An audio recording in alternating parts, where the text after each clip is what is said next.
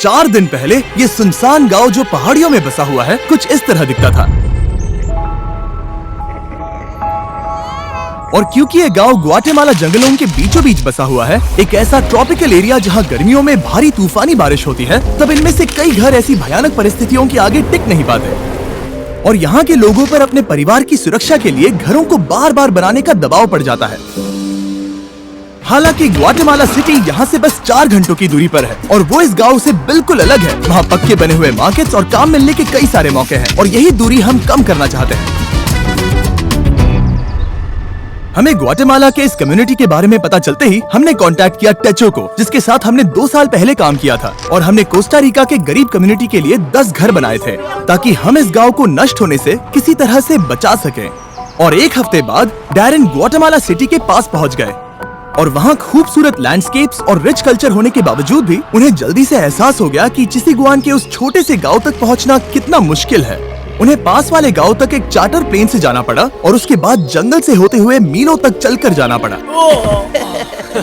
एक ऐसी कसरत जो इन्हें पैसे कमाने के लिए हर रोज करनी पड़ती है। वहां पहुंचने पर डैरेन की मुलाकात हुई एल्बर्टो से, 8 बच्चों के पिता जो अपनी पत्नी मरिया के साथ उनकी देखभाल करते हैं। उन्हें सबसे करीबी सिटी तक पहुंचकर फैब्रिक बेचने के लिए घंटों सफर करना पड़ता है, जिसके लिए सिर्फ $2 मिलते हैं। मतलब उनके परिवार के हर एक सदस्य को हर हफ्ते लगभग $1 में जीना पड़ता है। और इतना ही नहीं, परिवार में सभी को एक ही बेडरूम शेयर करना पड़ता है।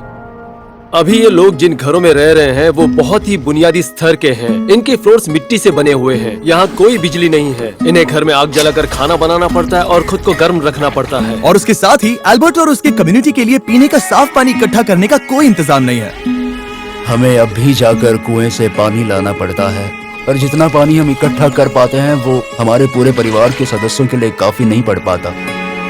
अपने परिवार को पालने के लिए इन्हें इतनी मुश्किलों से जाना पड़ता है कि हमें ये देखकर बहुत बुरा लगता है। हम इस समुदाय की मदद करना चाहते हैं। इनकी जिंदगी में बड़ा बदलाव लाना चाहते हैं। इन्हें एक कंफर्टेबल और सुरक्षित जगह देना चाहते हैं जहां ये बच्चों को बड़ा कर सके। तो अगले कुछ दिन हम हमारे पार्टनर टेचो जो यहाँ काम करने वाले हैं उसके लिए हमारे पास एक बड़ी योजना है। तो बस 4 दिनों में हम यहाँ पर 15 नए घर बनाने वाले हैं जहाँ होंगे बेसिक इलेक्ट्रिसिटी के लिए कुछ सोलर पैनल्स, एक सैनिटेशन सिस्टम, कंक्रीट के फ्लोर्स, एक लकड़ी जलाने का चूल्हा और एक रेन हार्वेस्टिंग सिस्टम जो होगा स्टोरेज और फिल्ट्रेशन के साथ। टेचो में ऐसे लगभग 15 लाख वॉलंटियर्स हैं जो इस ऑर्गेनाइजेशन से पास होकर निकले हैं। इस तरह की एक्टिविटीज उन्हें उनकी पारंपरिक जड़ों से जोड़कर और उन छोटे कम्युनिटीज को सहारा देकर उनकी जिंदगी बदल सकती है। वो अपने और उन कम किस्मत वाले लोगों के बीच की दूरी कम करने में मदद करते हैं।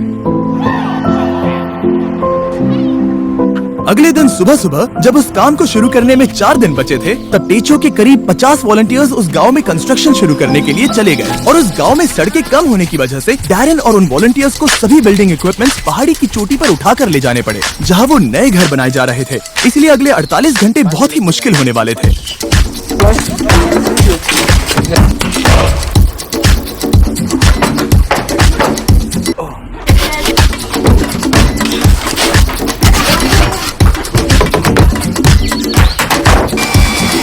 बस 2 ही दिनों में उन्होंने घर के कंस्ट्रक्शंस बनाने पूरे कर लिए थे। हालांकि बचे हुए सिर्फ 48 घंटों में अब भी उनके वाटर कलेक्शन सिस्टम के लिए इरिगेशन पाइप्स लगाने और प्लम्बिंग करना बाकी था।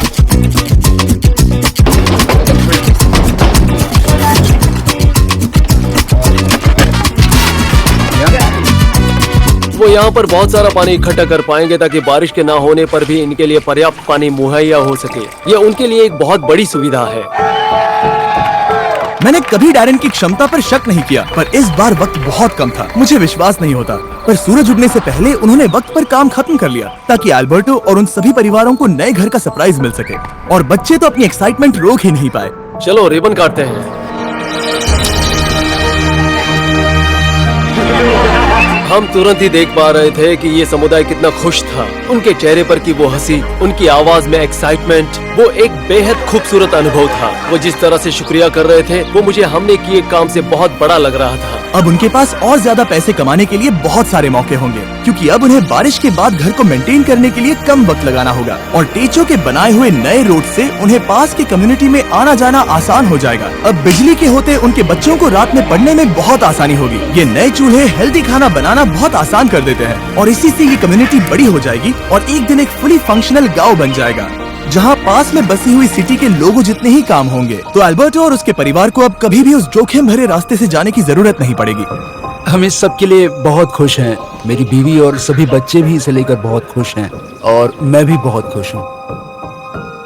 और इसके बाद भी हमारे पास इस कम्युनिटी के लिए और एक सरप्राइज है, पर उसे दिखाने से पहले मैं आपको इस वीडियो के स्पॉन्सर के बारे में बताना चाहता हूँ, ड्रैगन सिटी। इस प्रोजेक्ट को स्पॉन्सर करने के बावजूद ड्रैगन सिटी होस्ट कर रहा है एक फिलैंथ्रोपी वीक चैलेंज जो जनवरी 21 से लेकर 28 तक रहेगा। विनर्स टेचो के लिए पॉइंट्स अर्न कर सकते हैं एक इलेक्ट्रिक और एक फ्लेम पेरेंट को ब्रीड करके, और हर 50,000 पॉइंट्स अर्न होने पर ड्रैगन सिटी टेचो.us को $100 डोनेट करेंगे ताकि लैटिन अमेरिका में शेल्टर्स बनाने में मदद कर सके, जिसका डोनेशन गोल है $20,000। और हाँ, इसमें custom mister beast runner island 24 जनवरी से शुरू होने वाला है, जहां आप सभी मिस्टर बीस्ट ड्रैगन्स को इन गेम ऑफर से पा सकते हैं। पर अगर आपको मेरे ड्रैगन्स पसंद नहीं है तो आप हजारों ड्रैगन्स में से भी चुन सकते हैं। फिक्र मत करो, मुझे बुरा नहीं लगेगा जब तक आप सब्सक्राइब करते हैं। ड्रैगन सिटी डाउनलोड करने के लिए डिस्क्रिप्शन के लिंक पर क्लिक करें या फिर इस QR कोड को स्कैन करें, जिसमें होगा special starter pack 15,000 food, 30,000 gold, 10 James, और ज्वाइन करें 20 फिलैंथ्रोपी वीक एक ड्रैगन मास्टर बनकर। वो 15 घर बनाने के बाद हम यहाँ पर एक कम्युनिटी सेंटर भी बना रहे हैं, जो कि स्कूल के लिए कुछ एडिशनल क्लासरूम्स जैसा होगा। अभी उस स्कूल में सिर्फ 2 क्लासरूम्स हैं। यहाँ की औरतें उसे ट्रेनिंग और वर्कशॉप्स की तरह इस्तेमाल करेंगी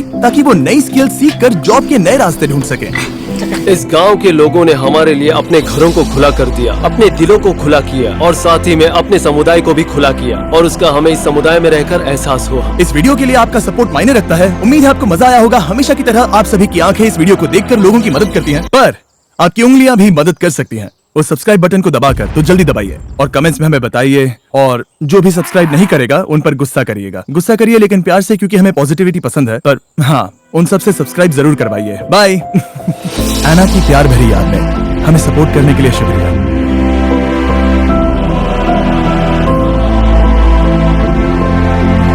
सब्सक्राइब।